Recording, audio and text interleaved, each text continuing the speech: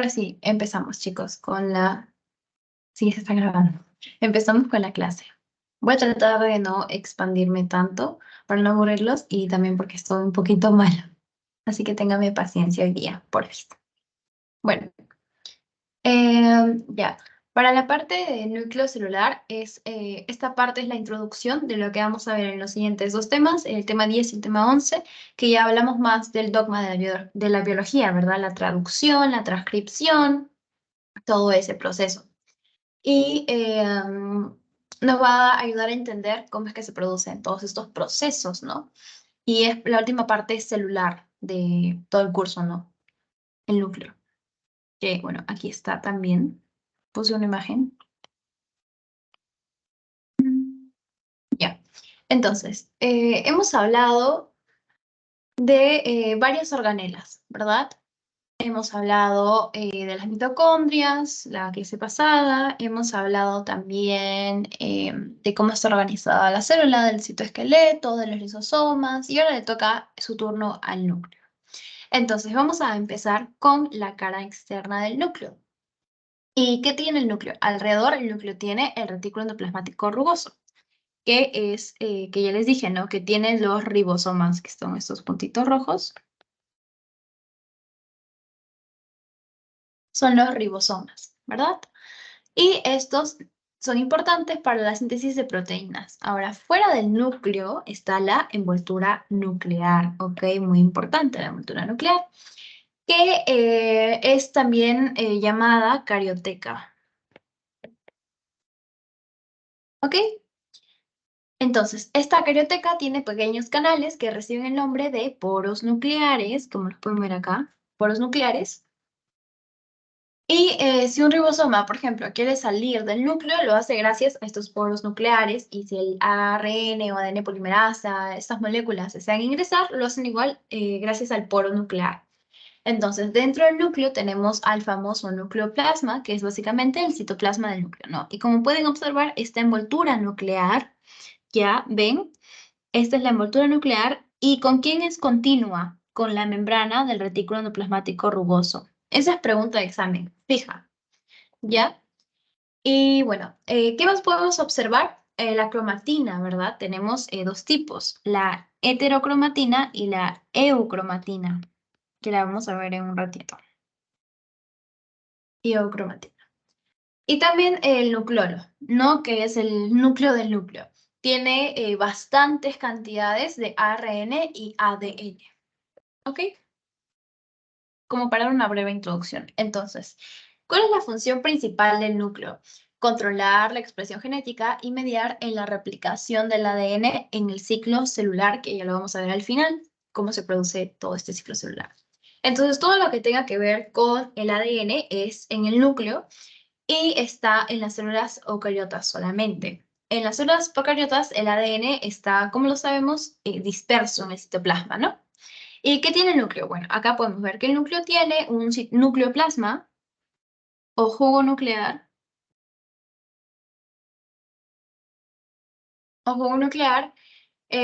también le dice, también tenemos a la cromatina, que le hemos dicho que tiene dos, hay dos tipos de cromatina, heterocromatina y eucromatina. Un nucleolo, que más tiene una carioteca, membrana, envoltura nuclear, carioteca, y los famosos poros nucleares, que son estos de acá, muy importantes. Aquí se van a guardar en el núcleo los genes en forma de cromosomas durante la mitosis o cromatina durante la interfase y organiza los genes en cromosomas para la división celular, obviamente. Ok, entonces, continuando. El núcleo celular tiene una envoltura nuclear, tiene una membrana externa, un complejo de poro nuclear y en ese complejo de poro nuclear salen los ribosomas, ¿no? Una membrana interna. También encontramos a la cromatina y la cromatina es la unión del ADN más las histonas, que son proteínas, histonas de tipo H1. También tenemos dos tipos de cromatina, ¿no? Heterocromatina y eucromatina. Vemos un nucleolo o un nucleoplasma, ¿ya? Y lo más importante de todo esto es que protege al ADN, ¿no? Controla la expresión genética, como les dije al inicio, controla la expresión genética, porque acá ocurren las mutaciones, ¿verdad? Muy importantes. Cuando un virus ingresa a la célula, el virus afecta directamente al núcleo y implanta su material genético, los famosos virus oncogénicos. No estoy segura si esto le mencionan en su teoría, pero sí. Hay virus, como por ejemplo el virus del papiloma humano, ya que ingresan justamente a la célula, al núcleo, se roban la maquinaria de la célula y ¿qué es lo que hacen? Como que la utilizan para fabricar, para que el virus siga existiendo y en este proceso, pues se van a producir mutaciones que van a dar origen a células cancerosas, ¿no? Ok. Entonces, la envoltura nuclear, hemos dicho, consiste en dos membranas concéntricas que son atravesadas por los complejos del poro nuclear, ¿no? Estos complejos de poro nuclear. Los poros nucleares. Tenemos a la membrana externa, que está afuera, a la membrana interna, ¿ya? Que se está acá, a la interna.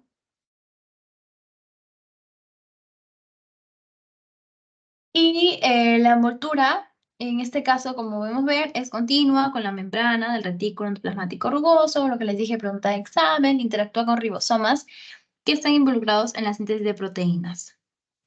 ¿Ok? ¿Qué más? Acá, ¿qué vemos? Acá vemos al complejo de poro nuclear, el agujerito, ¿no?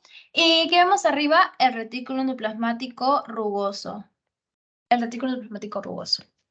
¿Qué tiene el retículo endoplasmático rugoso? Ribosomas que van a circular por ahí, que sintetizan proteínas, que son estas proteínas de acá. Y estas proteínas, vamos a ver que van a estar pasando por este espacio, ¿no? ¿Qué más podemos observar? El espacio perinuclear, ¿ya? Y abajo, esta malla de color amarillo, es la lámina nuclear, ¿ya? Y la lámina nuclear es una especie de malla, ¿no? Es como un esqueleto, como un citoesqueleto.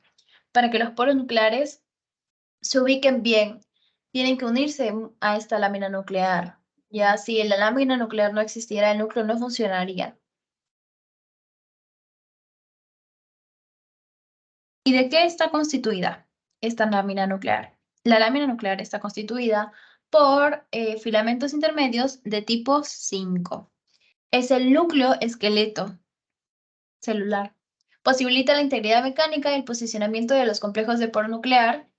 También acá podemos ver básicamente esta lámina nuclear. ¿Y qué hace esta lámina nuclear? Pues sostiene a los complejos de a los complejos de poro nuclear, que son esos dos de verdecito, ya alrededor. Da soporte estructural a la envoltura nuclear. ¿Y cómo lo podemos ver acá? En este caso, acá vemos a los complejos de poros nucleares, que son algo así. Podemos ver a la membrana externa, que está tachonada con ribosomas, continuo con la membrana del retículo endoplasmático rugoso, la membrana interna, ¿ya? Y el complejo de poro nuclear que les dije, que permite la entrada o salida, ¿no? De varias partículas, moléculas, ¿ya? También tenemos a la heterocromatina, que vamos a hablar en un ratito. Ok, acá vemos otra imagen del complejo de poro nuclear que tiene anillos citoplasmáticos, estos de acá, filamentos citoplasmáticos, que son estos que están arriba, un anillo nuclear, una cesta nuclear, que esto también han preguntado, y bueno, todo esto es el poro nuclear, ¿no? Y estos poros necesitan, bueno, cumplen un gran rol en los procesos de importación y exportación nuclear, ¿no? Y bueno, podemos ver que la importación o los receptores de importación son proteínas solubles citosólicas y estas proteínas solubles citosólicas pues se van a unir a señales de localización nuclear de la proteína para ser transportada. Las proteínas del complejo de poro nuclear, algunas forman estas fibrillas que se extienden hacia el citosol. El sistema de transporte, en el caso de la exportación nuclear, se basa en señales de exportación nuclear de las macromoléculas a exportar. Y los receptores se unen tanto a la señal de exportación y a las proteínas del complejo de poro nuclear para guiar la carga hacia el citosol. Vamos a explicarlo. Entonces, en el caso de la importación, ¿qué vamos a ver? Para que una molécula se pueda importar hacia el núcleo, ya, primero necesita de una proteína que es la importina. Y en este caso, ¿qué queremos transportar con la importina? Un ARN ribosomal, por ejemplo. Queremos importar eso. ¿Y cómo la vamos a importar? Bueno, utilizamos a esta importina, ya la importina, gracias a la señal de localización nuclear, capta la sustancia que quiere ingresar y para hacerlo, ¿qué necesita? Un promotor, ¿ya? La RNA polimerasa, bueno, perdón, la RNA ribosomal logra ingresar gracias al promotor. En este caso, ¿quién es este promotor? La importina. Y van a lograr ingresar. Una vez que estén adentro, vamos a tener a nuestra importina, ¿ya? A nuestra ARN ribosomal. Y aquí viene lo bueno. Ingresan y la RNA polimerasa conjunto con la importina no se pueden desligar, ¿no? Porque tiene que llegar otra sustancia que hace que se puedan desligar, que es el RAN GTP. El RAN GTP, ¿qué es lo que hace? Se lleva a la importina, desliga a la RNA polimerasa de la importina. ¿Ok? Entonces esto se va a desligar. El ARN ribosomal se va para un lado, disculpen, me confundí. Se va para un lado y por otro lado vemos que tenemos a nuestra importina junto al RAN GTP, ¿verdad? Ya, hasta ahí todo bien. Y la RNA polimerasa se va y esta importina junto al RAN GTP tienen que salir del núcleo. Entonces, los vamos a sacar para afuera. La importina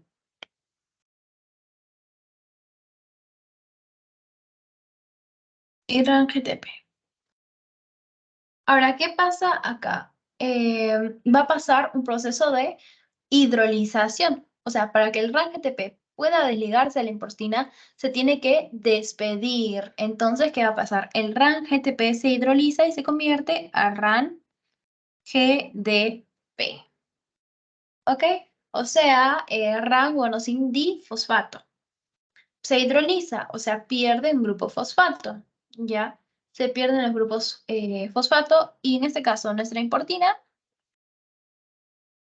se va en busca de otra molécula, ¿no? Pero ¿qué pasa? El RAN GDP no se puede quedar afuera, tiene que volver a ingresar. Así que este RAN GDP vuelve a ingresar al núcleo. Pero cuando ha ingresado no puede funcionar porque está en la forma de con dos fosfatos. Entonces, como se ha hidrolizado, perdió un grupo fosfato, tiene que ganar un grupo fosfato, o sea, tiene que fosforilarse. Y cuando se fosforila se convierte en RAN GTP. RAN GTP. Se fosforila. Y el RAN GTP es la forma activa para captar una importina y eso ocurre básicamente en la importación nuclear, ¿no? Hasta aquí, chicos, todo bien. Aprovechen que son muy poquitos y pueden decirme si tienen una pregunta. Me ponen un corazoncito si todo está bien, please.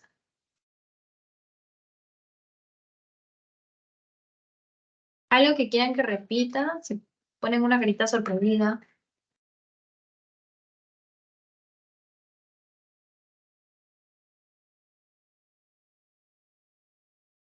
Ok, entonces seguimos con lo que es exportación.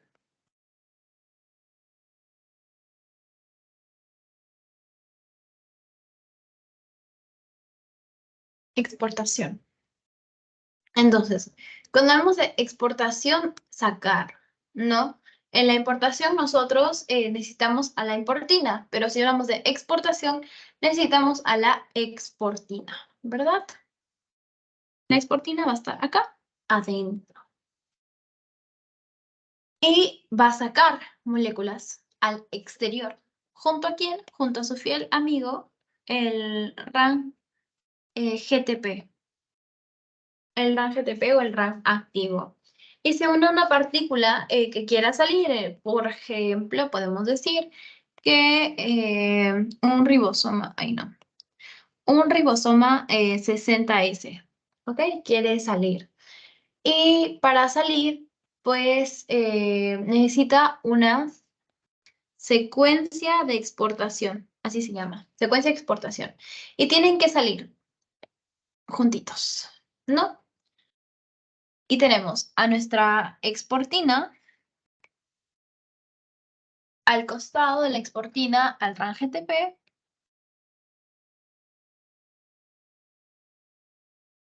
y a la subunidad 60S, ¿ok? Pero se tienen que separar, ¿verdad? Se tienen que separar porque ya salieron. Entonces, como se tienen que separar, el RAN GTP se tiene que hidrolizar. Y este RAN GTP se transforma en RAN GDP.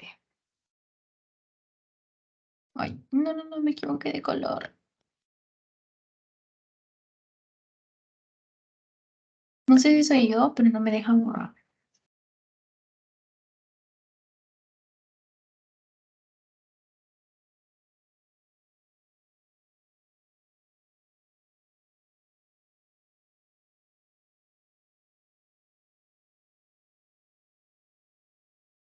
Uy, bueno, no importa.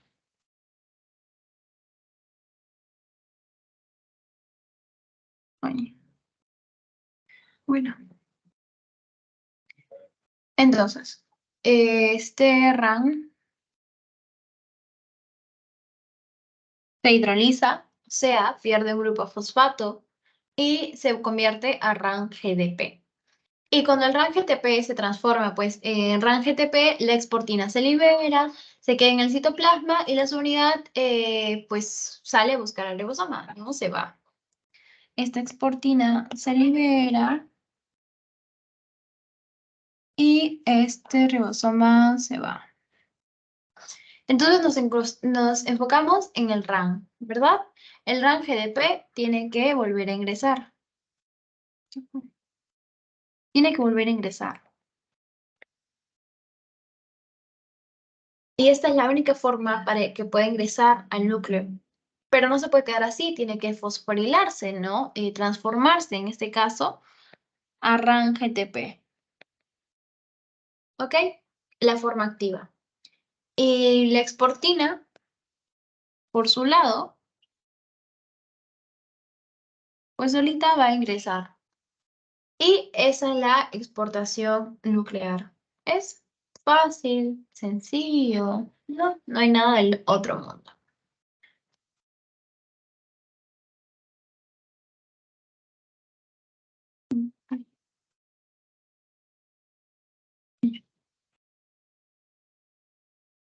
Entonces, cromatina y cromosomas, lo que les dije que era importante. La cromatina, en este caso, bueno, los cromosomas son el lugar donde está condensado todo el código genético. Están al principio de la mitosis y desaparecen cuando la división celular pues ha terminado, ¿no? Y primero necesitamos al ADN, ya como podemos ver acá. Entonces, este cromosoma mitótico es lo último en la cromatina compactada, ya más o menos un micrómetro ya del cromosoma mitótico. tiene 1 centímetro de ADN, ¿no? Y esta compactación que se va a producir, se produce por todo un proceso en este caso, ¿no? Básicamente. Vamos a ver cómo se organiza pues esta cromatina. Tenemos nosotros a las moléculas del ADN. Se van a envolver al lado de las histonas y van a formar nucleosomas. Eso es lo que tenemos que acordarnos, ¿no? Habíamos hablado de las histonas, acá tenemos nuestra proteína H1, histonas nucleares, y forman nucleosomas, que son estos de acá. ¿Ok? Los nucleosomas son el nivel más bajo de organización de la cromatina y están organizados en fibras de 30 nanómetros que están organizadas en dominios de asas, ya, 30 nanómetros. Y como asas, dominios de asas. Y cuando las células se preparan para la mitosis, las asas se compactan en cromosomas mitóticos. ¿Ok? Las asas de cromatina son un nivel alto de la estructura de la cromatina, ¿ok? Acuérdense de esa partecita.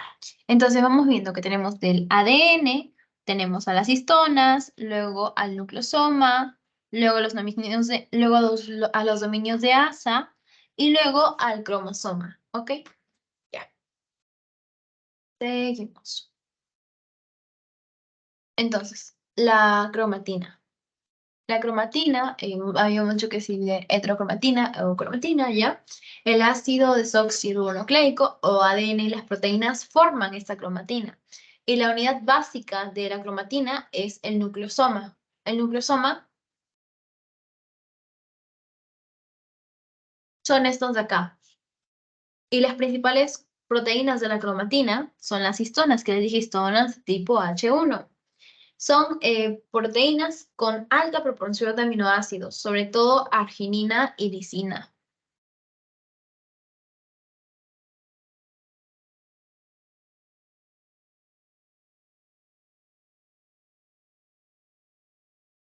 ¿Ok?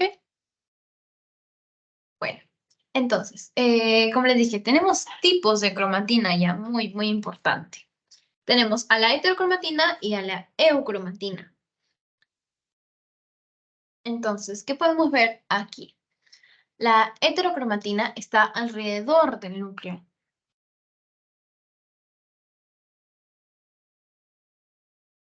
En la periferia, ya está inactiva, es más condensada, ya. Y bueno, sobre todo en la localización, tienen que diferenciar la que está afuera y la que está adentro. La que está afuera es la heterocromatina y la que está adentro es la eucromatina. La eucromatina está al interior y es menos condensada. Menos condensada, es activa, se localiza, dispersa por el núcleo. Esa es su principal diferencia. Está dispersa por todos lados del núcleo, ¿no? En realidad, en la cromatina que está compacta en la interfase es esta heterocromatina.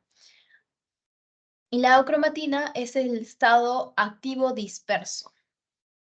Eucromatina dispersa. Y la heterocromatina es cuando está compactada durante la mitosis. Durante la interfase, perdón. Compactada en la interfase.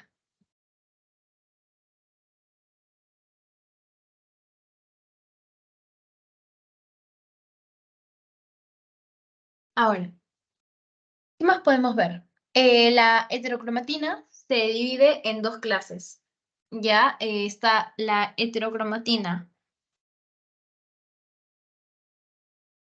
constitutiva. Yo decía porque lo estaba escribiendo mal. Constitutiva, que está en estado compactado en todas las células en todo momento y representa el ADN que se silencia de forma permanente, ¿ya?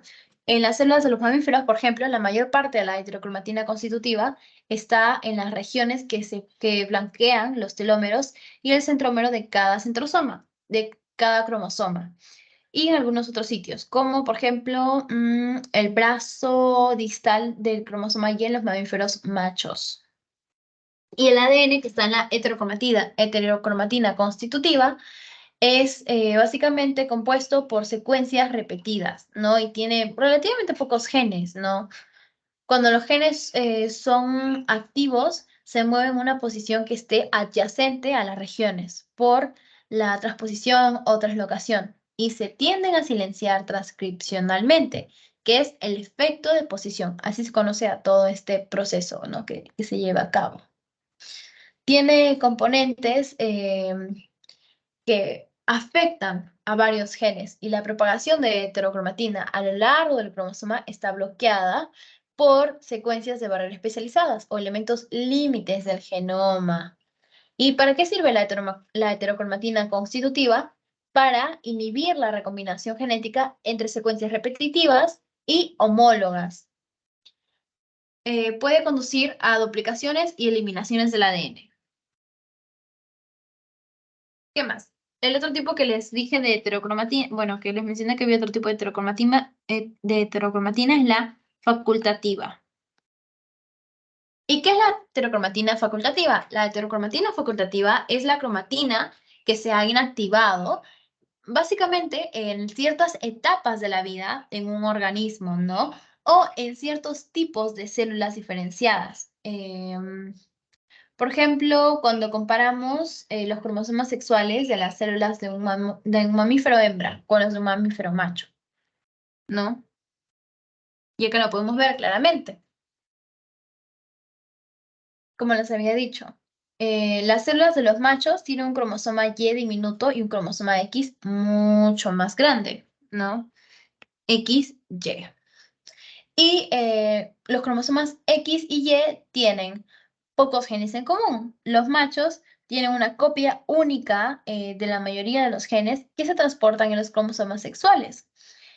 Y las células de las hembras tienen dos cromosomas X, pero solo uno de ellos es transcripcionalmente activo. Y el otro cromosoma X está condensado como un grupo heterocromático, ¿no? Que es el cuerpo, corpúsculo de Barr, como le quieran decir, el mismo nombre. Y fue descubierto por Barr, ¿no? Murray Barr. Murray Barr.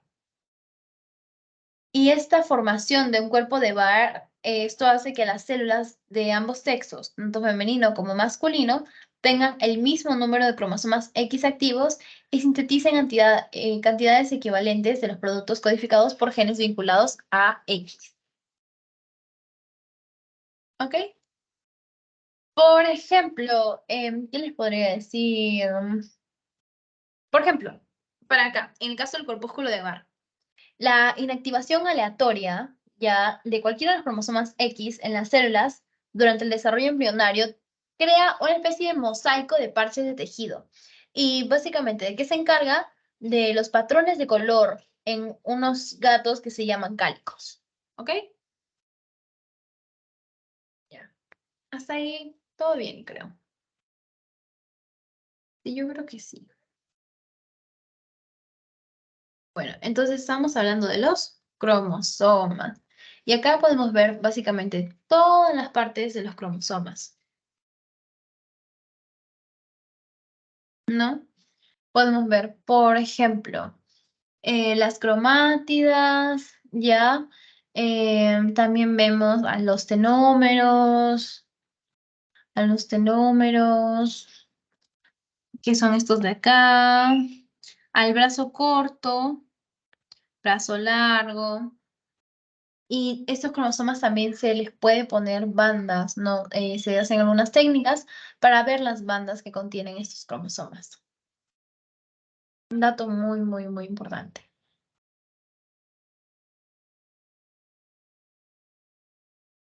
Ahora, algo que quería resaltar aquí es que en los humanos dice 23 pares homólogos y 22 autosomas y un par, en este caso, que varía si es mujer o hombre, que es un par sexual.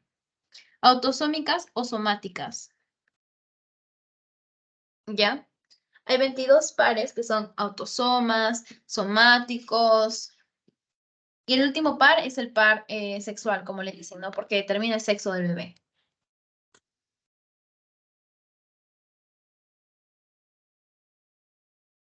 Ok. En este caso, si los cromosomas individuales se recortan, como podemos ver, tienen pares homólogos, 23 pares de cromosomas, como sabemos, y se pueden ordenar según el tamaño.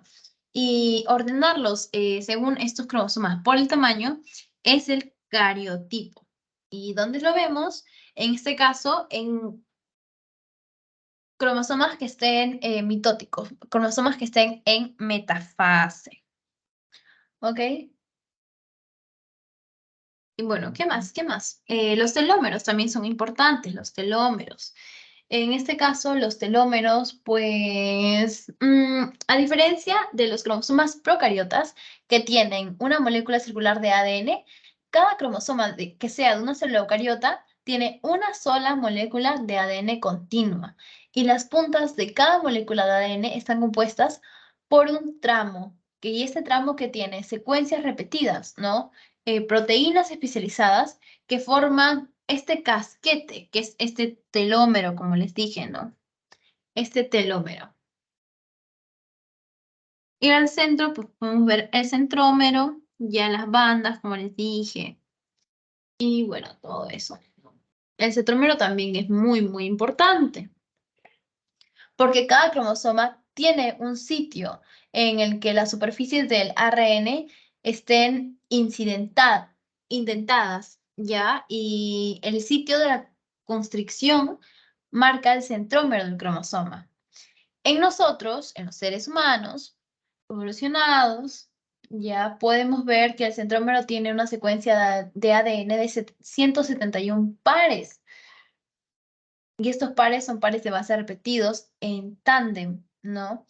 La ADN satélite alfa, que se extiende por 500 kilómetros, no, perdón, 500 kilobases, y se asocia con proteínas específicas que lo distinguen de otras proteínas del cromosoma. ¿Ok? Ya. Lo que les dije en el tipo, el nucleolo es una estructura conformada por proteínas y ácidos nucleicos que se encarga del ensamblaje de los ribosomas y es el lugar de la transcripción del dogma de la biología.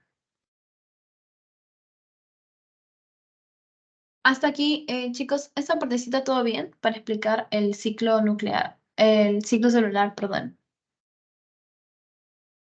Si está todo bien, me ponen un corazoncito.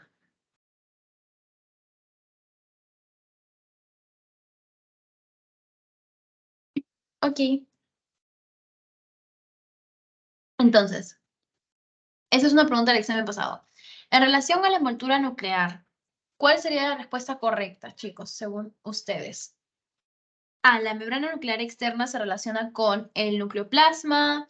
B, la membrana nuclear interna está cubierta de ribosomas. Las membranas de la envoltura nuclear permiten el paso libre de iones y macromoléculas al interior del núcleo. Las membranas nuclear internas se continúan con retículo plasmático liso. La membrana nuclear externa continúa con la membrana retículo plasmático rugoso.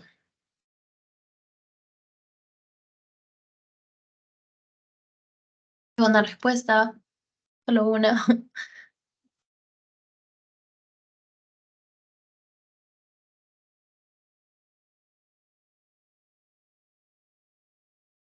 Vamos, chicos, somos poquitos. Digan algo.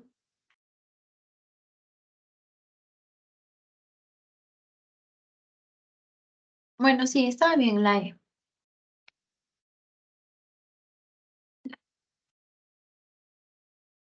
Y es por lo que les dije aquí arribita. Aquí, ajá. La envoltura nuclear es continua con la membrana del retículo plasmático rugoso. Y eso es pregunta de examen. No es en el primer examen en el que veo esto. Mejor lo resalto. Estaba mal escrito y no me di cuenta. Voy a resaltarlo. Porque siempre veo que preguntan eso.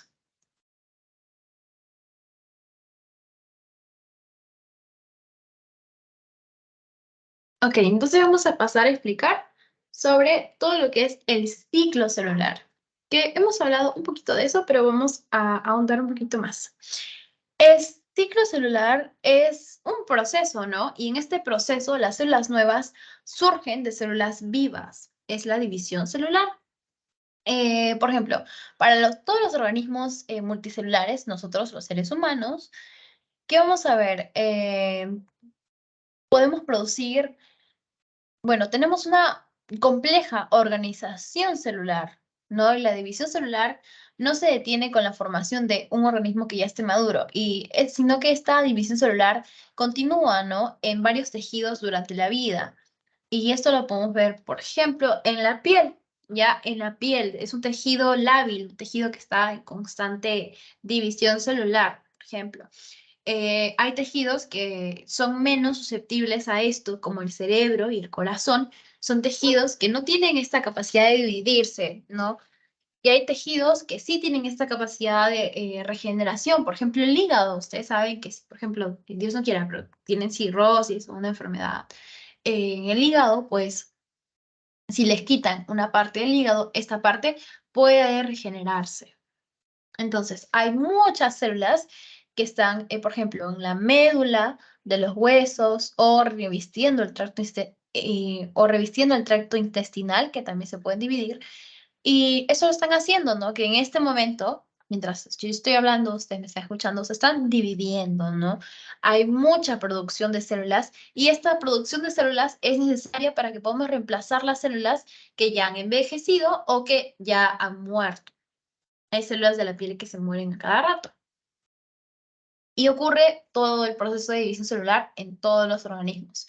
Pero es diferente en procariotas y en eucariotas, ¿no? Entonces, ¿cómo vamos a ver? Bueno, nosotros tenemos en este caso dos fases, ¿no? Interfase y división celular.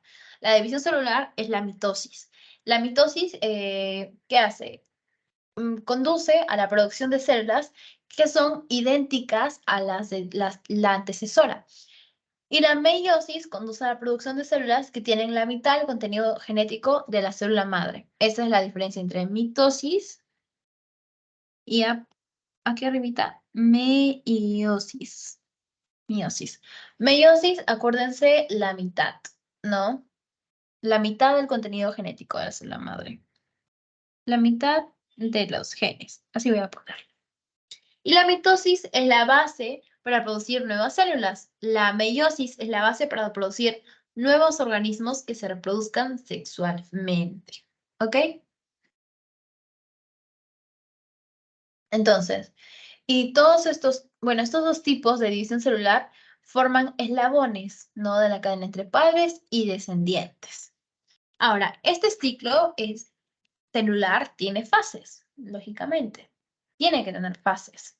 Por ejemplo, si nosotros tenemos células en división dentro del cuerpo en una placa de cultivo, cada célula tiene estas etapas que constituyen este ciclo celular, ¿no? Y tenemos, como les dije, dos fases principales, ¿no? Tenemos a la fase, en este caso, M o de mitosis, y en este proceso de mitosis, los cromosomas que se duplican se separan en dos núcleos que se llama la cariocinesis.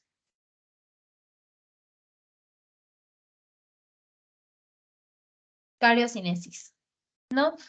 Y también tenemos el proceso que está aquí, que es la citocinesis. ¿En qué consiste? La célula completa se divide en dos células hijas. Uno se divide en dos células hijas.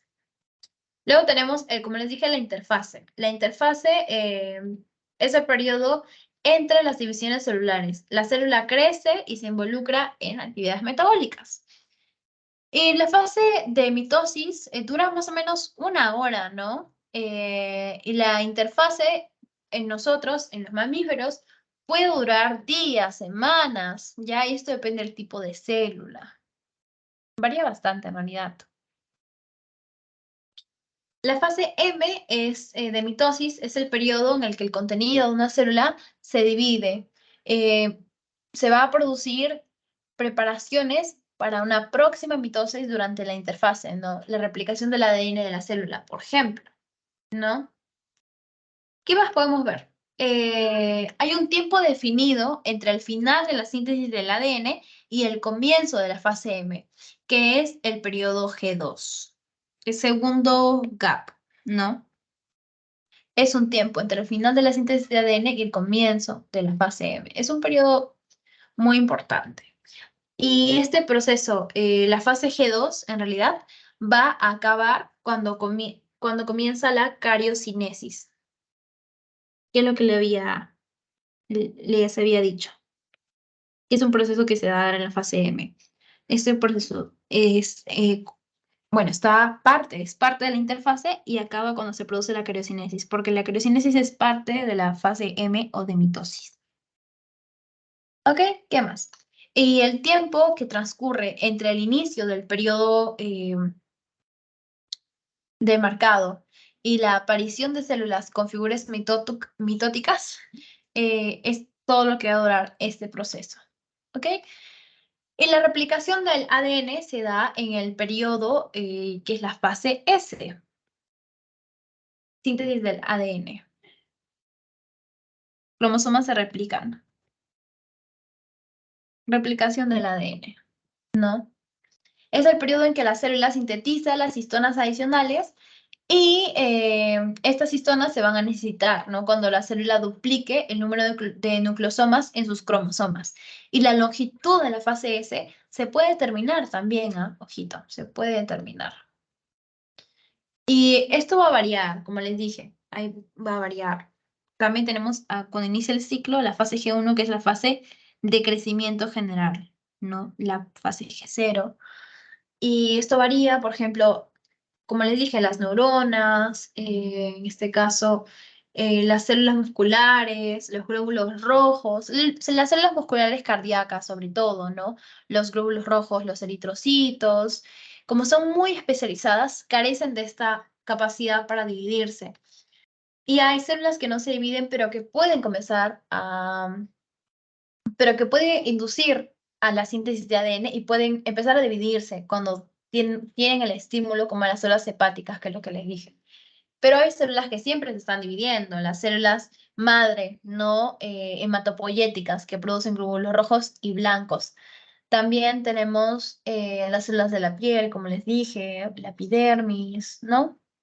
Y una división celular asimétrica es cuando en las dos células hijas van a tener diferentes tamaños, componentes o destinos, ¿no? Y la división asimétrica de una célula madre produce que una célula hija que siga siendo una célula madre no comprometida, ¿no? Y otra célula hija es una célula diferenciada. O sea, hacen que las células madre participen en la autorrenovación como en la formación de células diferenciadas de tejidos.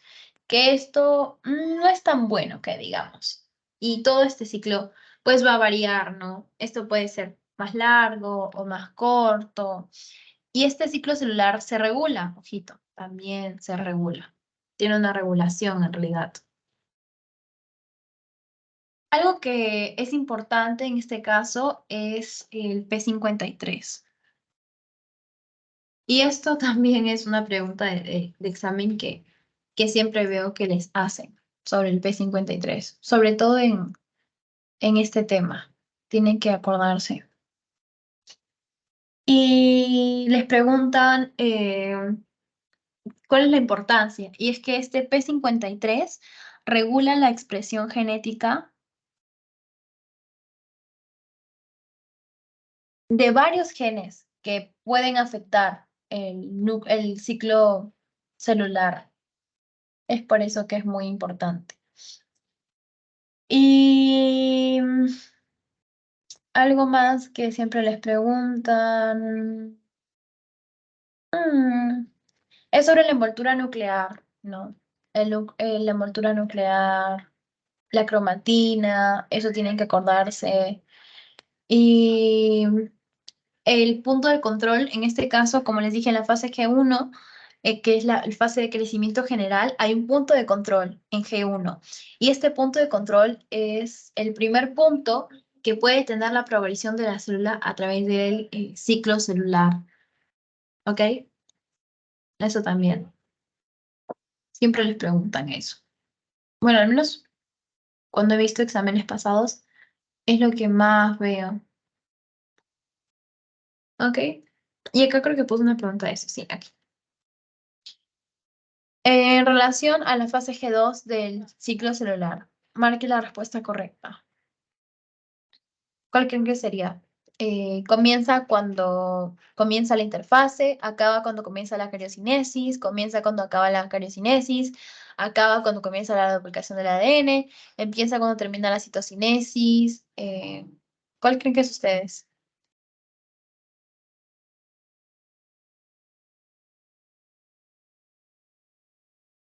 Digan lo que creen que es, chicos, sin miedo.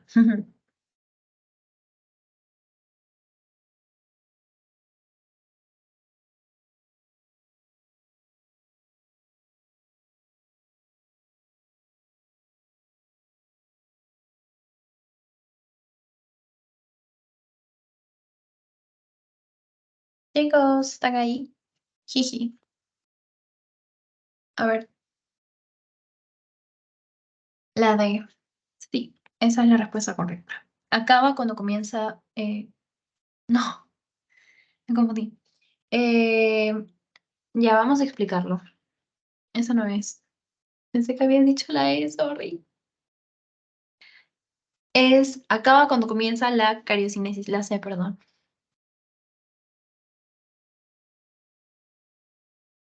Lo que les dije hace un ratito.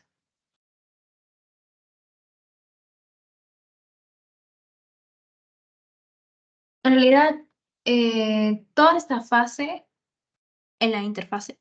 Vamos a ver, después de la síntesis de ADN, continúa el crecimiento y ya la célula se va a preparar para la división. Pero ¿cuándo acaba en realidad?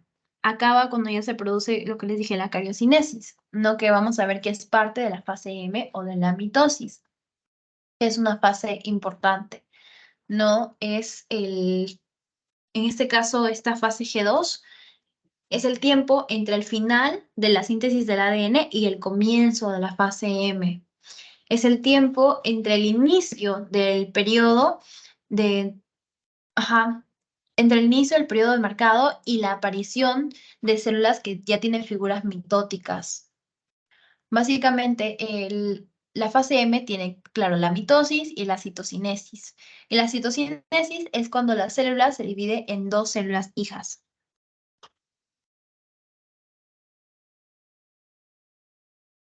Es por eso. Aparte, en la interfase es más que todo crecimiento, ¿no?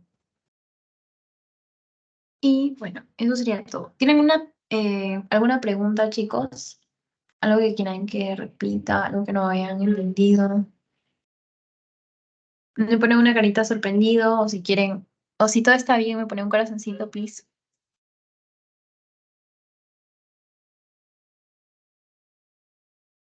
Ok, entonces le voy a pasar el post-test. Denme un momentito.